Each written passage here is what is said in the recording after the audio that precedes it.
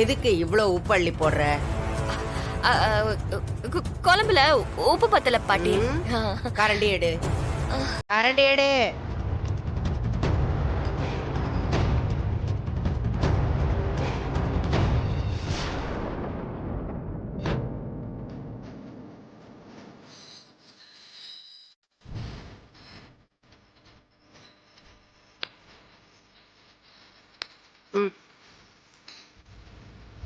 உப்பு சரியா தானே இருக்கு. அப்புறம் எதுக்கு அள்ளி போடுற? உன் அக்காளுக்கு விட்டு கொடுக்குறியா?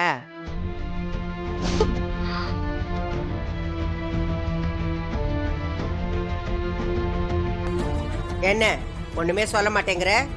அப்படிலாம் எதுவும் இல்ல பாட்டி. ஒரே குடும்பத்துல இருக்கவங்க கூட போட்டி போட்டு நம்ம என்ன பாட்டி சாதிச்சிட போறோம்? ஜெயிக்கிறத விட விட்டு கொடுத்து போறதோட சந்தோஷம் இருக்குல்ல, அதுதான் பாட்டி சக்சஸ். அப்படிதான் நான் நினைக்கிறேன். அப்போ நீ ஜெயிக்கணும்னு உனக்கு தோணலையா? அதெல்லாம் ரொம்பவே இருக்கு பாட்டி. எதுலயுமே நான் விட்டு கொடுக்க மாட்டேன். ஆனா என் அக்காவை ஜெயிக்கிற ஆசை இல்ல பாட்டி. என் குடும்பத்தை ஜெயிக்கணுங்கிற ஆசையும் எனக்கு இல்ல. நீ நினைக்கிற மாதிரியே உன் அக்காளு நினைப்பாள? அவ ஏன் பாட்டி நினைக்கணும்? ஒரு குடும்பத்துல யாராவது ஒருத்தவங்களுக்கு அந்த குணம் இருந்தா போதும்ல, குடும்பத்துல எந்த பிரச்சனையுமே வராது. விட்டு கொடுக்கிற இடத்துல வேணா நான் இருந்துட்டு போறேனே, அது எனக்கு சந்தோஷம்தான். எனக்கு தோக்குறது சந்தோஷம்னா கண்மணிக்கு ஜெயிக்கிறது சந்தோஷம், அது எனக்கு சந்தோஷம். என் அக்காவுக்காக தானே நான் இவ்ளோ பண்ணிட்டு இருக்கேன். இவ்ளோ பண்ணிட்டு இருக்கேன்னு என்ன பண்ணிட்டு இருக்க?